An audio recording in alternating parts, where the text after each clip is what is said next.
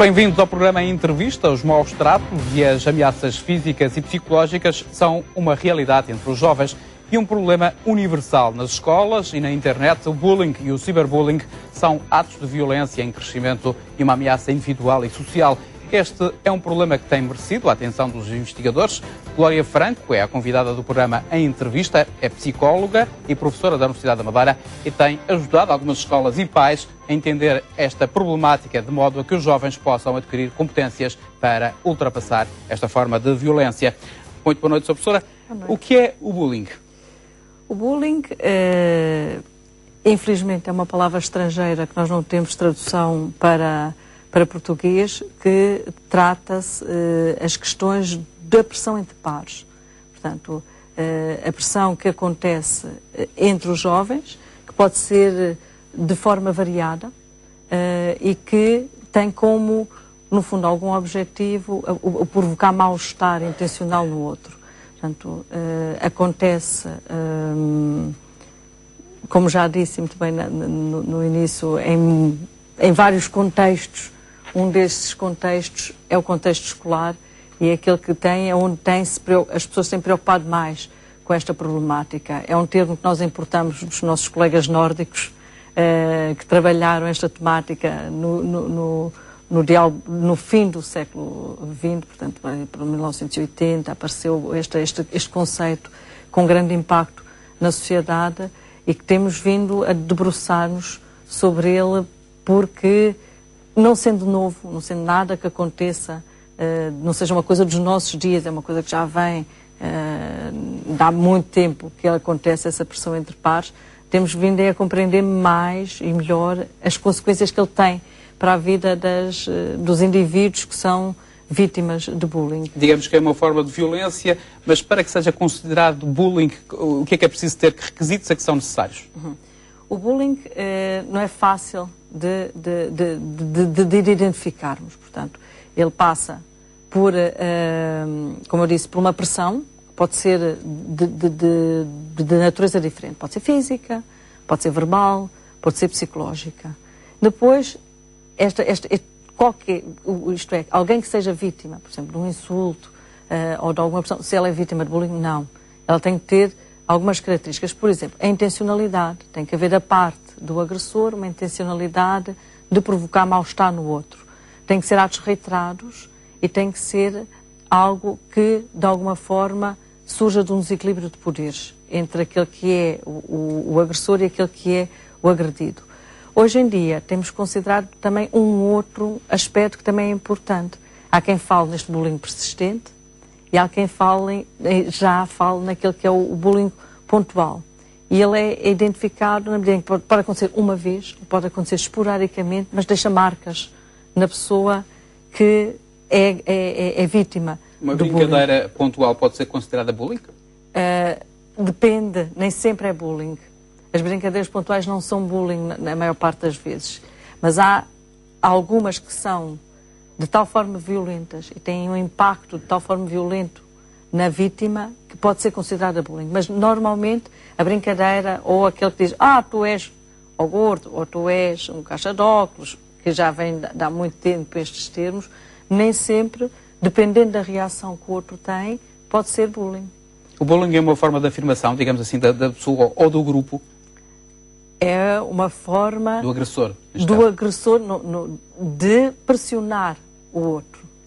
Isso sim, é uma forma, às vezes, de mostrar alguma forma de poder sobre o outro. E esse poder é só moral ou uma intenção de ferir moralmente ou pode conter violência física? Ou mais. Portanto, o bullying tem várias formas. Pode ser físico e pode conter uma violência física, uma ameaça física. Pode ser verbal, através do insulto. Pode ser uma pressão psicológica, pode ser uma exclusão social. Também é uma forma de bullying.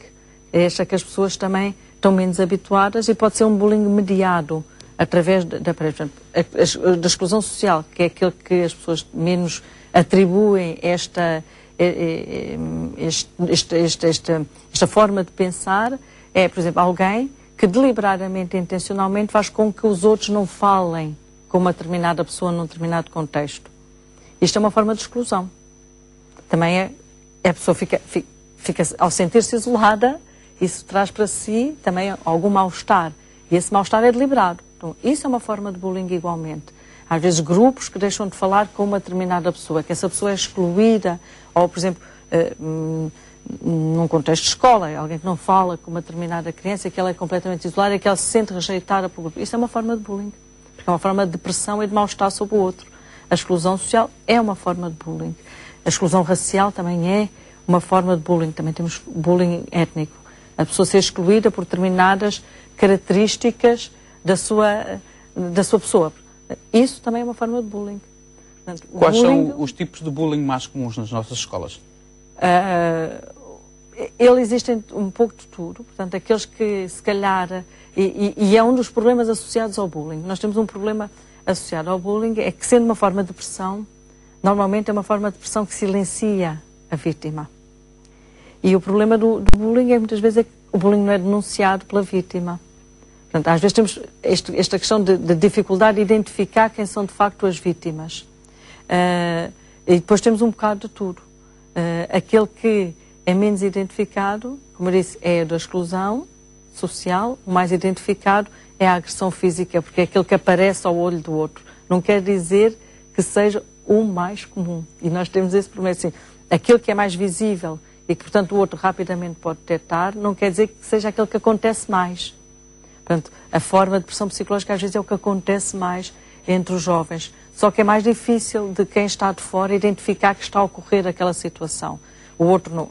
Portanto, quem está de fora não vê e quem é vítima não denuncia. Portanto, há aqui também uma parte pouco visível, ou muitas vezes pouco visível, da questão do bullying. E essa é uma das preocupações que nós temos que pensar e prestar mais atenção a esses fenómenos. É porque, de facto, não é um fenómeno que salte muitas vezes à vista ou que seja visível ou mensurável rapidamente pelas outras pessoas. Ele está, muitas vezes, silenciado pela vítima.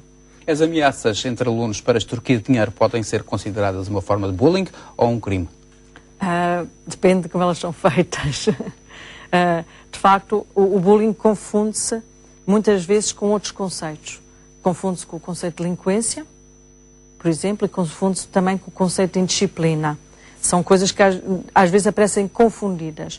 Quando nós temos um grupo organizado cujo propósito ou finalidade dessa sua organização é extorquir dinheiro a outro, isso é delinquência, não é bullying. Bullying não tem um caráter organizado. Acontece, mas não é com uma finalidade de apropriar-se dos bens do outro. A apropriação do bem do outro é delinquência. Portanto, e há diferença entre bullying praticado entre rapazes e entre raparigas? Há estudos que têm mostrado várias coisas. Têm mostrado que o bullying é transversal a rapazes e raparigas, portanto acontece quer num, quer noutro. Tem tendencialmente formas diferentes de expressão. Portanto, entre os rapazes o bullying físico ou a agressão física é mais comum. Entre as raparigas o insulto e a exclusão social é mais comum. Portanto, agora podemos pensar qual deles tem consequências piores. E aí já não conseguimos medir o efeito da consequência. Se a consequência da agressão física é mais duradoura ou não, que, por exemplo, a consequência da agressão psicológica ou do insulto. Nós temos ouvido casos de bullying que levam ao suicídio. As raparigas são mais vulneráveis nestes casos? Não há estudos feitos sobre isso. Isso não lhe posso afirmar com precisão se são mais. Agora, há também que... Vou aproveitar aquilo que está a dizer para esclarecer uma questão. É que o bullying as pessoas têm-se debruçado muito sobre o bullying por, em situações pontuais, o bullying ter conduzido um ou outro sujeito ao suicídio. Isso não é o comum das consequências do bullying. Mas, por vezes, na internet aparecem mensagens de jovens a dar sinais que poderão eventualmente pôr tema à vida. Pode ter uma vida. Agora, temos outros que vivem diariamente e ao longo de muito tempo com outras questões que são levantadas, de facto, por terem sido vítimas do bullying, como a fraca crença em si próprios, aquilo que nós chamamos a baixa autoestima, a dificuldade nos relacionamentos, e isso são consequências diárias que moem diariamente o indivíduo. Podem não conduzir a consequências tão drásticas como um suicídio, mas são coisas que ficam no indivíduo e que, no seu dia-a-dia, provocam danos pequenos. As pessoas têm dificuldade nos seus relacionamentos, ficam marcas que às vezes parecem mais leves, mas que permanecem mais no tempo. E, portanto, as pessoas continuam a viver sempre com essas consequências do bullying. E isso é outro motivo pelo qual nós devemos estar atentos a este tipo de violência, porque se infelizmente alguns casos conduz ao suicídio, e como eu disse, isso é esporádico, muitos são aqueles que vivem com o drama do dia-a-dia de terem sido vítimas do bullying e que têm consequências práticas do mal-estar com que vivem. As vítimas normalmente são pessoas mais frágeis, é isso? As vítimas, não sei se são pessoas mais frágeis, se calhar são pessoas que têm algumas competências que poderão ser mais treinadas. Portanto, e sabe-se que há um conjunto de características que às vezes estão mais associadas às vítimas do bullying, nomeadamente competências comunicacionais mais pobres, competências relacionais mais pobres, algumas características físicas que as pessoas apresentam, problemas de saúde, que também fragiliza e torna as pessoas mais alvo do bullying, e uma que eu costumo falar sempre e que é importante, pessoas isoladas socialmente. As pessoas, quando não estão inseridas em redes sociais, não têm amigos ou estão mais isolados, de um ponto de vista, são pessoas mais fáceis de serem vítimas e vítimas de bullying. E é possível melhorar essas competências e treinar essas competências, como dizia ainda há pouco? Claro, claro. Como é que isso se faz? Aquilo que estas competências nós chamamos os fatores de proteção. Portanto, aquilo que as pessoas trazem consigo, das suas características pessoais, que as torna mais fáceis, que as torna menos passíveis ou mais capazes de reagir à expressão dos outros, à pressão que os outros exercem sobre ele. Isso faz-se com treinos, portanto, aquilo que nós chamamos o treino de competências sociais, interpessoais, capacidade de gestão de conflitos, capacidade de assertividade, capacidade de relacionamento interpares, capacidade de aumentar a autoestima. Isto são tudo coisas treináveis. Mas isso é um trabalho que não se faz nas escolas, faz-se mais junto dos psicólogos, é isso? Não se faz junto dos psicólogos. Faz-se em equipas multidisciplinares que intervêm e que podem intervir no terreno da escola. Portanto, uma das coisas que se pode fazer e que tem sido programas e que há programas de intervenção na região a decorrer nesse sentido é de se promover aquilo que nós chamamos uma intervenção primária no combate à violência. Portanto, nós podemos intervir a vários níveis. Ao nível primário, que é antes de aparecer os problemas, e esse nível primário faz através de sensibilizações e no terreno lançarmos grupos que promovam coesão entre os alunos, que promovam o desenvolvimento das competências interpessoais, que promovam a capacidade de gestão de conflitos, que promovam a capacidade de comunicar uns com os outros, a capacidade de lidar ou de saber procurar inserir-se em redes sociais. Portanto, isso são fatores que se podem desenvolver antes de que aconteça alguma coisa. Depois temos os fatores de intervenção terciária, isto é, depois de alguém ter sido vítima de bullying, então podemos intervir sobre o indivíduo, sendo que, e também outra coisa que de vez em quando falo sempre e falo muito, é que para melhorarmos os fenómenos do bullying não podemos intervir só sobre a vítima. A vítima precisa, de facto, de ser acompanhada, mas os outros, ou os agressores, também precisam de ser acompanhados e precisam de ser trabalhados igualmente.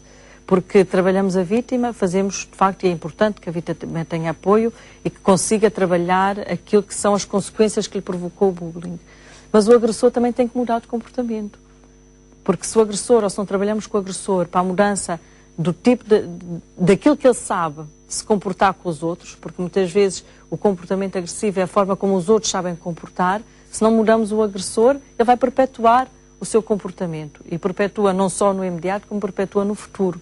Portanto, a questão é que nós temos que trabalhar, para trabalharmos eficazmente, temos que trabalhar sobre a vítima e temos que trabalhar sobre o agressor, promovendo também no agressor, muitas vezes, outras formas de comunicar ou de estar com os outros. Uma vítima pode passar a agressor? Normalmente, muitas vezes passa. Esse é também um dos dramas do bullying. É que muitas pessoas que sofreram do bullying passam a ser eles próprios agressores. Isso também é uma das coisas que a literatura registra. Quem sofre de bullying, muitas vezes também passa a ser depois o agressor. Qual a idade em que isto mais acontece, o bullying, este tipo de violência mais preocupante, digamos assim? Hoje em dia nós temos a tendência a identificar este tipo de comportamento de pressão desde muito cedo. Portanto, ele começou a ser identificado entre os 13, 14, 15 anos, mas nós verificamos que não é um comportamento que se restringe a essa idade. Ele aparece muito cedo. Eu há dias vi numa reportagem uma rapariga que dizia que estava a ser vítima de bullying desde os 6 anos. É possível que isto aconteça numa escola assim tão cedo, da primária? É possível. Acontece no pré-escolar. Há estudos a trabalharem as questões do bullying no pré-escolar. Acontece no primeiro ciclo, acontece no segundo, no terceiro ciclo, acontece no secundário e, infelizmente, acontece no trabalho.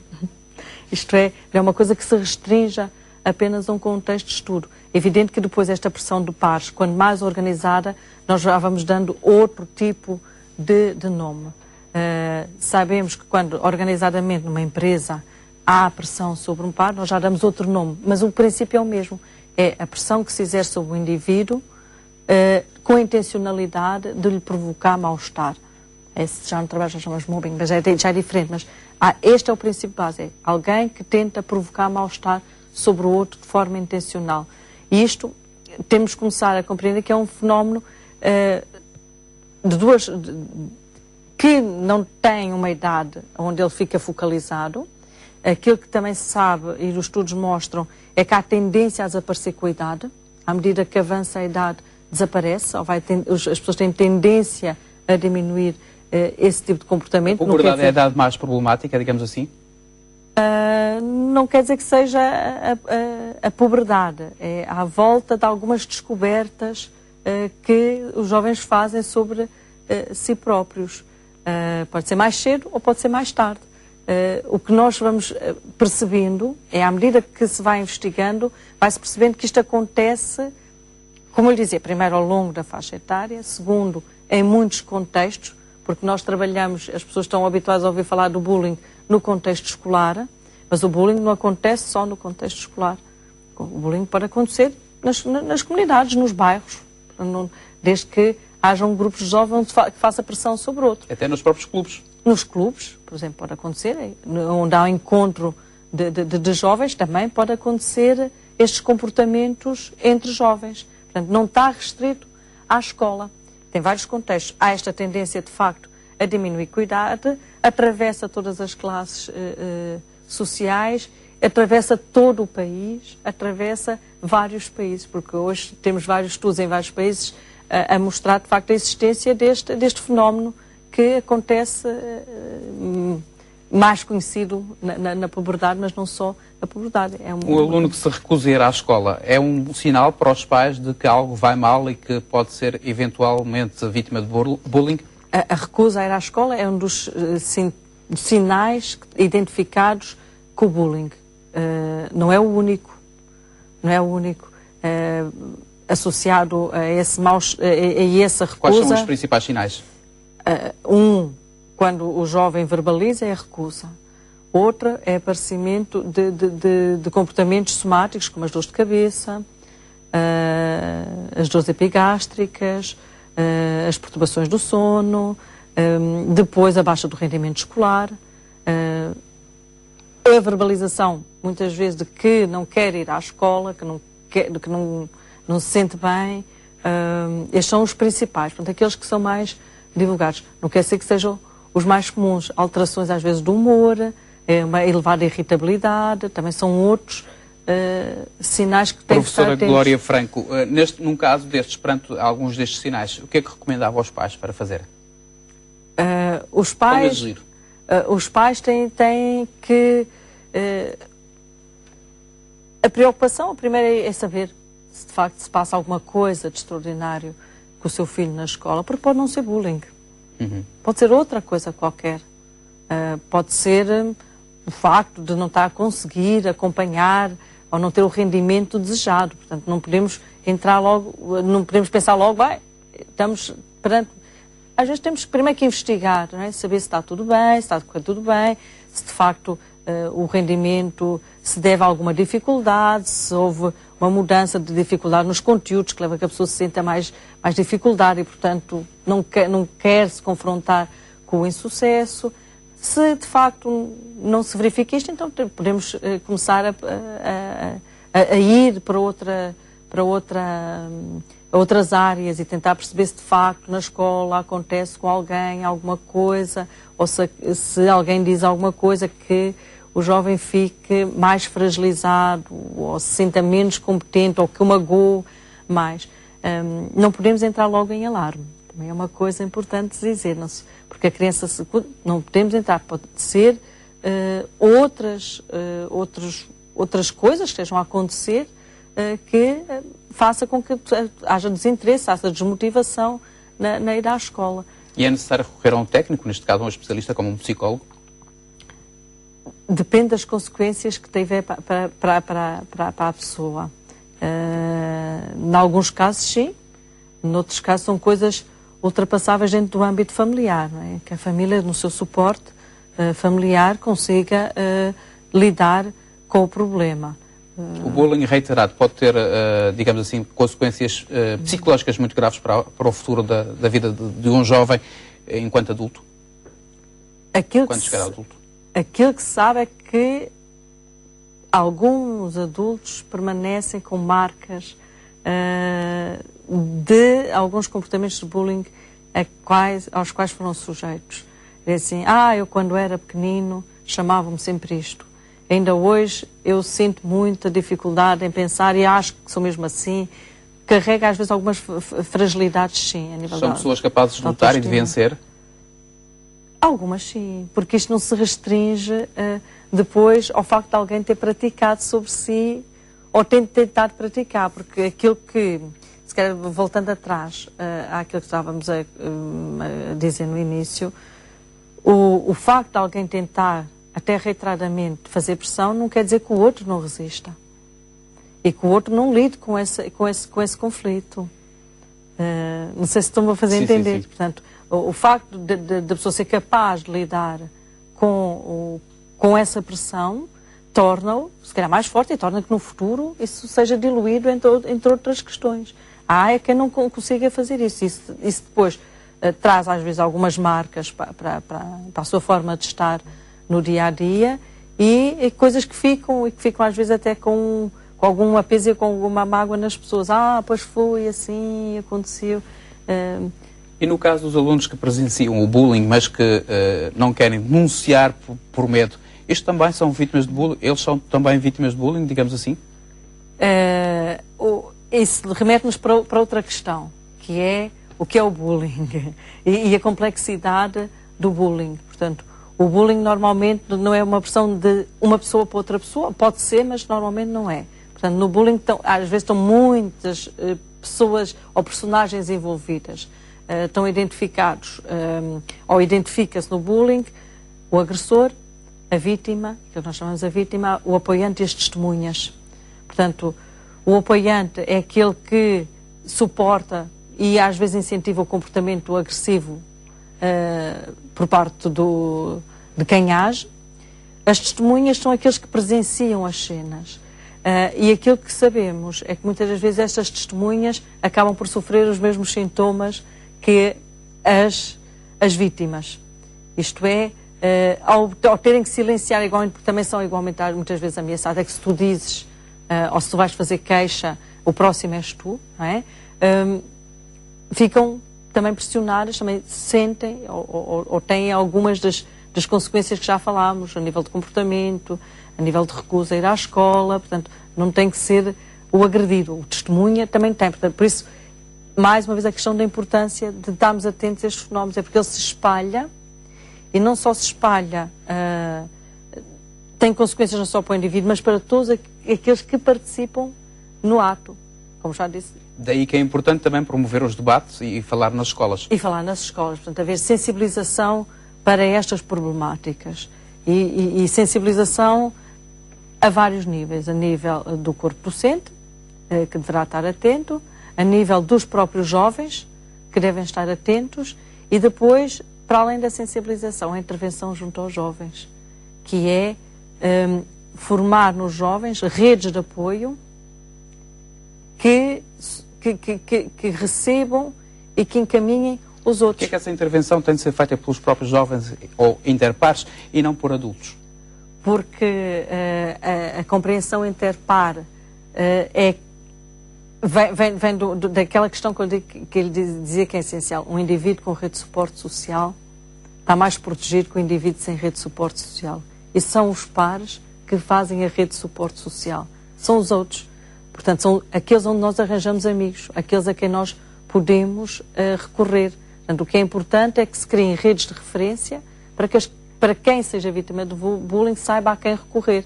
E às vezes recorrer a pessoas da mesma idade é muito mais fácil. E se calhar metendo outra coisa que também é importante, quando nós queremos redes de suporte social, prevenimos várias coisas. Por exemplo, as questões da transição.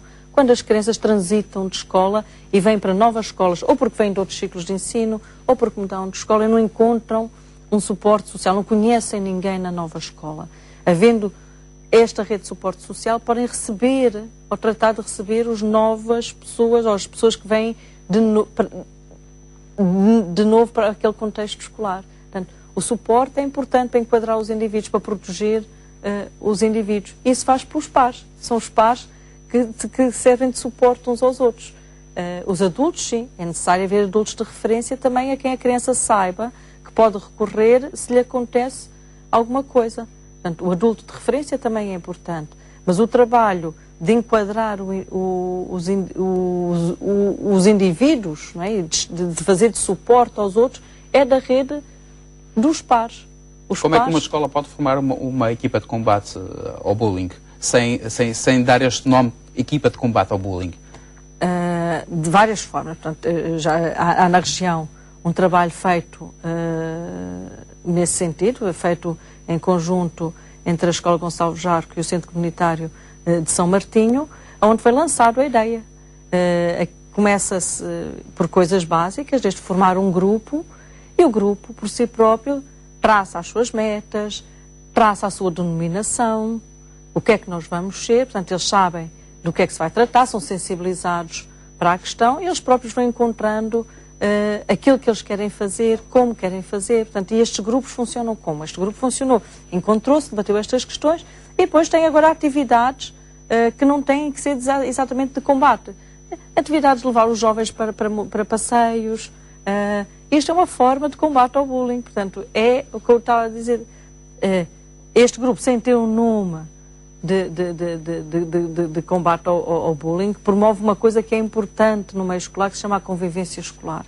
Que os indivíduos saibam conviver e estar uns com os outros e encontrem formas de conviver no espaço escolar e fora do espaço escolar. E não tem que ter ali um rótulo de que é o grupo do combate ao bullying. É aquele que promove a interação, uma interação saudável entre os diferentes elementos do contexto escolar. Qual é a realidade da Madeira? Há estudos para saber qual é a violência entre os jovens? Há estudos. Há um estudo realizado há pouco tempo pelo Dr. Marcelo Melim na Universidade do Minho, que fez uma caracterização generalizada do problema em várias escolas de toda a região autónoma da Madeira.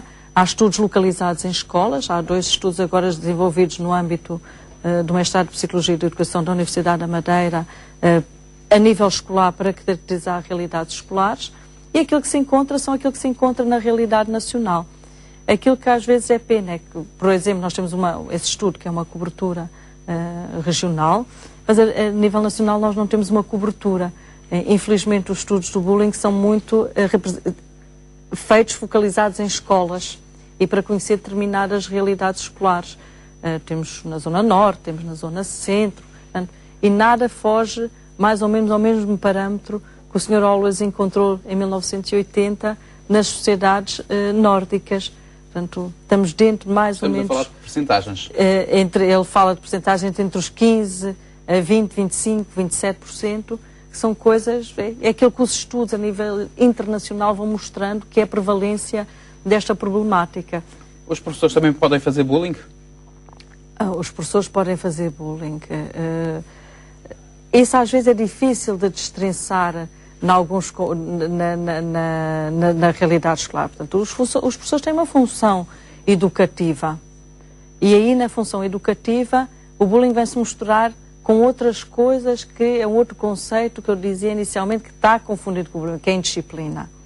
Portanto, os professores têm a função de educar, de ter regras, de manter regras e de fazer as regras funcionarem dentro do contexto escolar. Portanto, essa é a função dos professores. E os professores, de uma forma ou de outra, uns de uma forma mais flexível, outros de uma forma mais ríspida, aquilo que fazem é tentar manter uma disciplina, uma ordem, um conjunto de regras com as quais todos nós temos que aceitar e viver, porque sem regras nós não vivemos saudavelmente uns com os outros. E essa função de manter as regras, às vezes, nem sempre é simples. Nem sempre é bem aceito também pelos alunos. E também não é sempre bem aceito pelos alunos. Professora Glória Franco, há um outro tipo de violência muito associada à internet e às tecnologias de comunicação, que é o ciberbullying, pratica-se nas redes sociais. O que é o ciberbullying?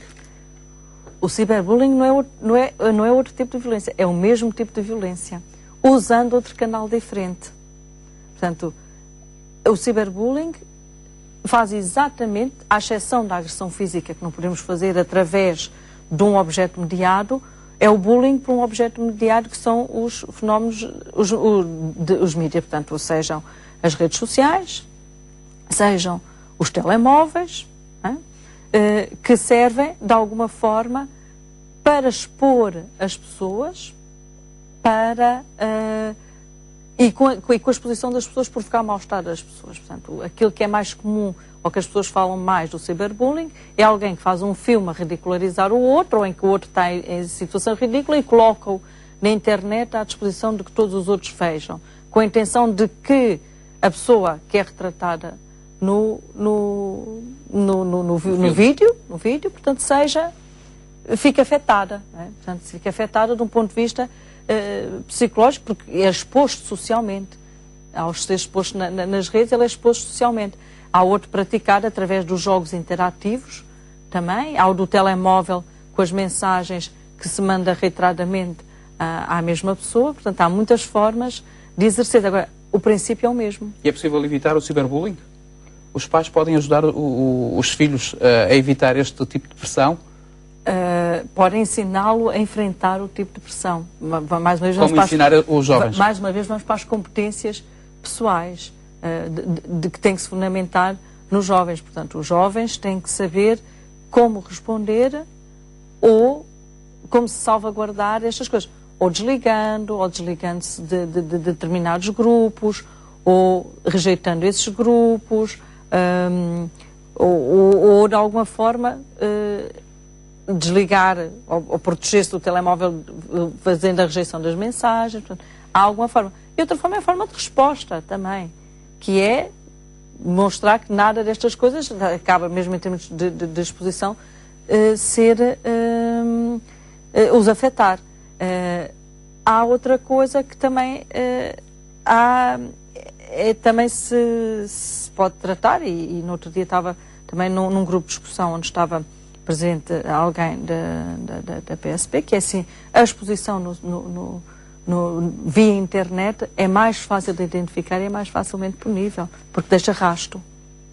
Deixando de rastro, é mais fácil recorrer aos tribunais. Portanto, deixa um rastro, fica uma marca. Portanto, e quando isso acontece, é mais fácil uma pessoa poder se proteger por outra forma, a forma mais legal. Professora Glória Franco, muito obrigado por ter vindo à RTP Madeira. Obrigado também pelos seus esclarecimentos. Nós colocamos o ponto final neste programa em entrevista. Assim, especial desejo o resto de um dia feliz.